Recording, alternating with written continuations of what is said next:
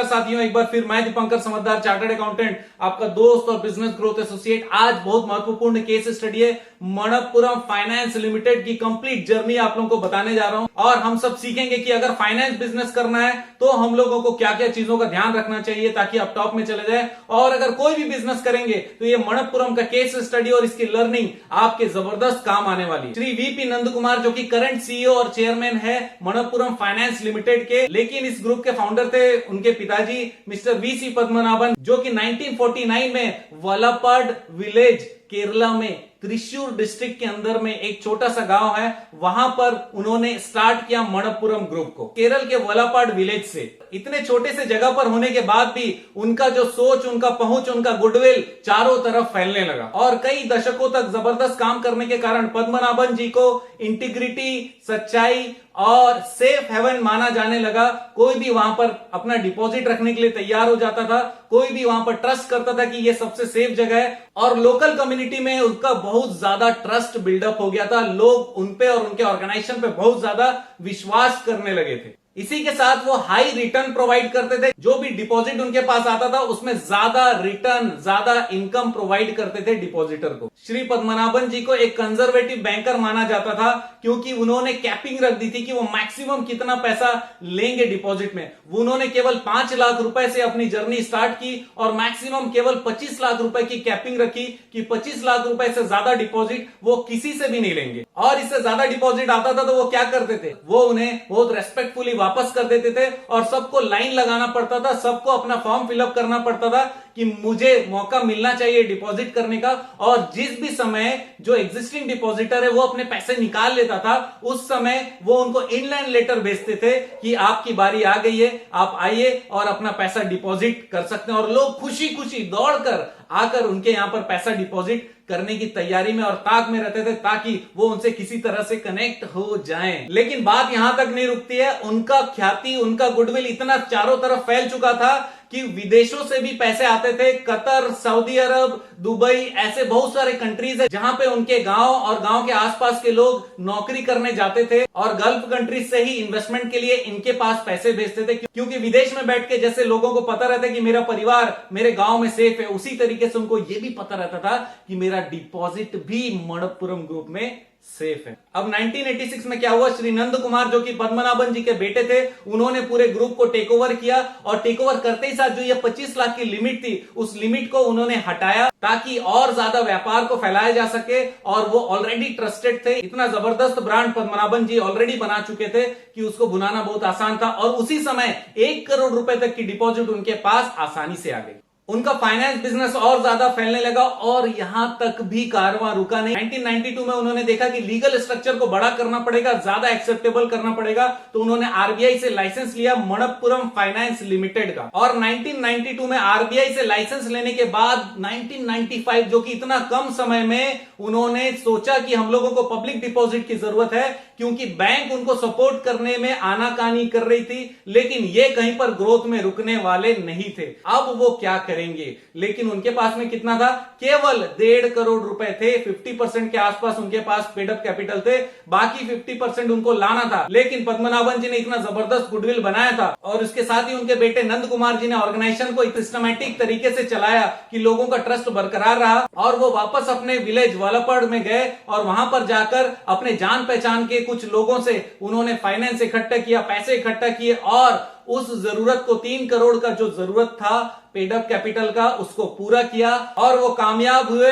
IPO लाने में। और आपको बता दूं कि पूरे पैन इंडिया में 4637 ब्रांचेस है, इंक्लूडिंग उनके एसोसिएट्स, सारे ब्रांचेस मिलाकर 4637 ब्रांचेस केवल मणप्पुरम फाइनेंस लिमिटेड का पूरे भारत में 28 राज्यों में है। और आपको पता है कि उनका जो एसेट अंडर मैनेजमेंट है वो कितना है, 274 बिलियन रुपीस से भी ज्यादा उनका एसेट अंडर मैनेजमेंट है 31 मार्च 2021 तक। और पूरे भारत में उनके 30,000 से ज्यादा एम्प्लॉइज है। उसके बाद उन्होंने तय किया कि और डाइवर्सिफाई करना है, व्हीकल फाइनेंस करना है, माइक्रो फाइनेंस करना है, एसएमई फाइनेंस करना है और हाउसिंग फाइनेंस भी करना है। और उसमें वो आ गए और उसमें भी वो सक्सेसफुल हो गए। लेकिन बात केवल व्यापार की नहीं थी, नहीं तो इतना बड़ा केस स्टडी नहीं बनता। 2009 में उन्होंने डिसाइड किया कि अब CSR एक्टिविटी भी करना है, कॉर्पोरेट सोशल रिस्पॉन्सिबिलिटी के तहत उन्होंने वालापाड विलेज में ही मिशन ऑफ मनप्पुरम ग्रुप चलाया। और इसका एक बहुत मेजर इनिशिएटिव था जनरक्षा मनप्पुरम। इन्होंने क्या किया, फ्री हेल्थ इंश्योरेंस स्कीम चलाई, जिसमें 1 लाख गरीब लोगों का फ्री हेल्थ इंश्योरेंस किया गया, जो कि बिलो पॉवर्टी लेवल वाले लोग थे, और 7 पंचायतों को लेकर वहां के लोगों को किया गया। सिर्फ यहीं तक उनका कॉर्पोरेट सोशल रिस्पॉन्सिबिलिटी रुकता नहीं है। मनप्पुरम ने लायंस क्लब इंटरनेशनल के साथ भी हाथ मिलाए और बहुत सारे फ्लैगशिप प्रोग्राम इंप्लीमेंट भी किए, जैसे Lions Quest for developing life skills among adolescents and students safety insurance programme, जो कि फ्री हेल्थ और फ्री एक्सीडेंटल इंश्योरेंस प्रोवाइड करता है, जो कि गवर्नमेंट स्कूल में जो बच्चे पढ़ते हैं उनके लिए। इसके अलावा लायंस क्लब इंटरनेशनल के साथ मिलकर मनप्पुरम ने क्या किया, सैनिटरी पैड की वेंडिंग मशीन लगाई, ताकि गर्ल्स लोग आराम से सैनिटरी पैड को यूज कर पाए, अवेयर हो पाए, और वहां के पब्लिक टॉयलेट्स की साफ सफाई भी रखी गई, ताकि गर्ल्स लोगों को कोई परेशानी ना हो। मनप्पुरम ने जो इतने सारे एफर्ट्स लिए, उसके कारण मनप्पुरम को 2015 में मुंबई में गोल्डन पीकॉक अवार्ड भी दिया गया, जो कि उनके काम के हिसाब से एक बहुत फेयर रिकॉग्निशन था। अब जानते हैं मनप्पुरम के इंपॉर्टेंट अचीवमेंट्स को। मनप्पुरम काफी सारे चीजों में फर्स्ट थे, जैसे मनप्पुरम केरला की सबसे पहली ऐसी फाइनेंस कंपनी थी जिसको आरबीआई का लाइसेंस मिला था, और वो सबसे शुरुआत में आईपीओ लेने वाली भी फाइनेंस कंपनी, जिसने 1995 में ही आईपीओ ले लिया, जबकि उन्होंने रजिस्ट्रेशन ही 1992 में कराया था। तो सबसे शुरुआती दौर में आईपीओ मिलने वाला कंपनी मनप्पुरम बना।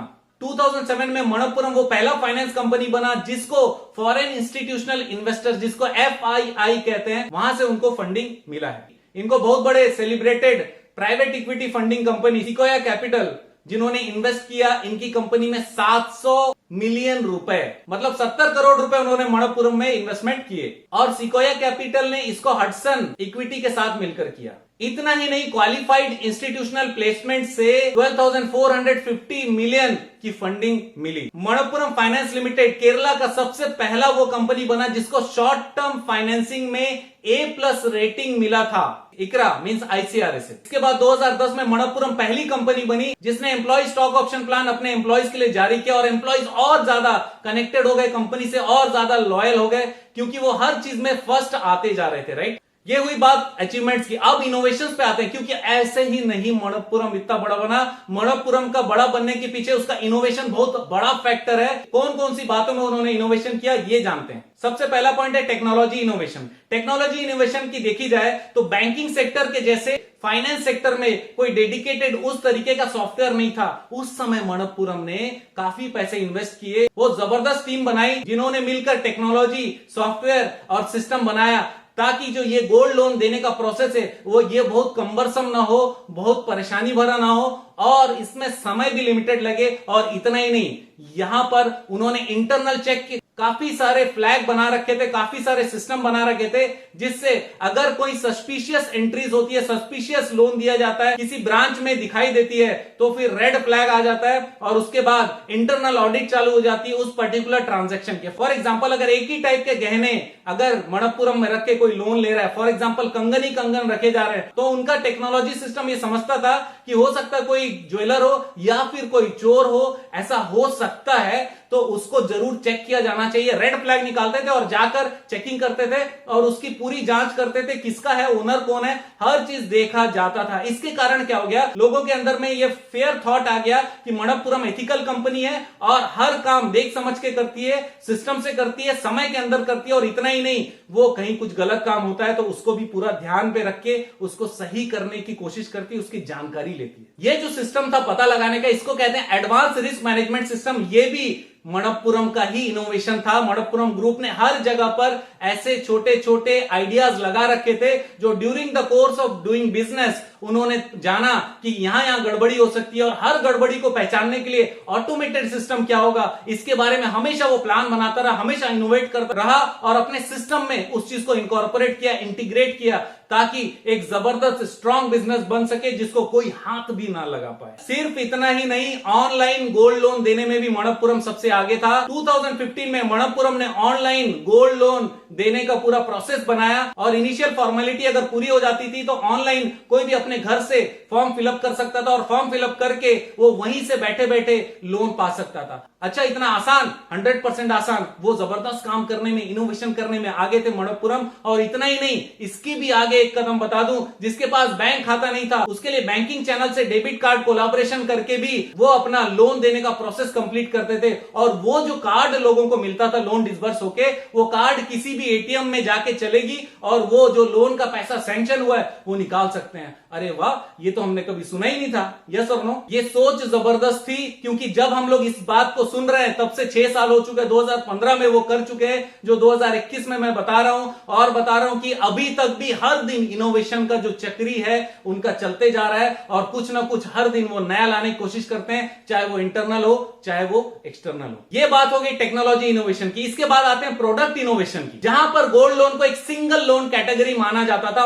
वहां पर मणप्पुरम ने बताया कि एक सिंगल लोन कैटेगरी नहीं, हम लोग कई सारे क्राइटेरिया में इसको मल्टीपल कैटेगरी बनाया जा सकता था। तो ये प्रोडक्ट इनोवेशन मणप्पुरम ने किया, क्योंकि हर किसी को एक नजर से देखना सही नहीं है। मणप्पुरम ने इस चीज को डिफाइन किया और कहा कि जहां पर रिस्क ज्यादा होगा वहां पर हम इंटरेस्ट ज्यादा लेंगे, जहां पे रिस्क कम होगा वहां पे इंटरेस्ट कम लेंगे। कस्टमर के टाइप के हिसाब से भी उन्होंने अपना इंटरेस्ट रेट वेरिएशन किया, अमाउंट के साइज के हिसाब से भी उन्होंने अपना इंटरेस्ट रेट वेरी किया, और इस तरीके से वो बड़ा प्रॉफिट भी कमाने लगे और लोगों को जस्टिफाई भी उन्होंने किया कि जिसको कम में मिलना चाहिए उसको हमने कम में दिया, जिसके लिए ज्यादा रिस्क होता है उसको हमने थोड़ा सा एडिशनल चार्ज कर दिया। राइट। अगला प्रोडक्ट इनोवेशन क्या था, सुन के दंग रह जाएंगे।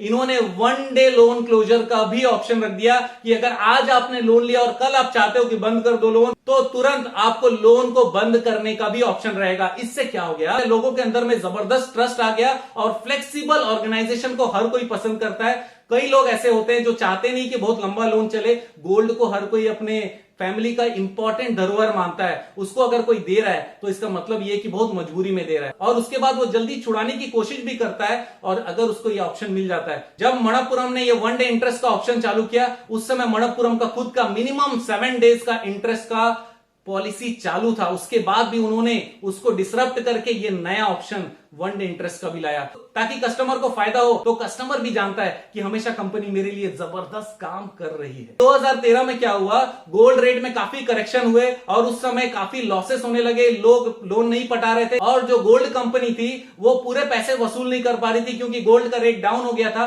गोल्ड का जो लोन रहता है गोल्ड के वैल्यू पे दिया जाता है। अगर जो गोल्ड हमारे पास रखा है उसका वैल्यू कम हो जाए तो फिर कंपनी के पास रिस्क हो जाता है। उस रिस्क को सॉल्व करने के लिए मणप्पुरम ने तुरंत नया आइडिया लगाया और शॉर्ट टर्म लोन को बढ़ावा दिया। उन्होंने 6 महीने के अंदर तक के छोटे छोटे पीरियड के लोन भी वो सैंक्शन करने लगे, और उसमें रिस्क बहुत कम होता था, क्योंकि इतने कम पीरियड में गोल्ड की वैल्यू का बहुत ज्यादा उतार चढ़ाव नहीं होता था। दोस्तों, प्रोडक्ट फाइनेंस के बाद आते हैं innovation in capital arrangement. Fund कहां से जुगाड़ किया कंपनी ने, इसके बारे में जानते हैं।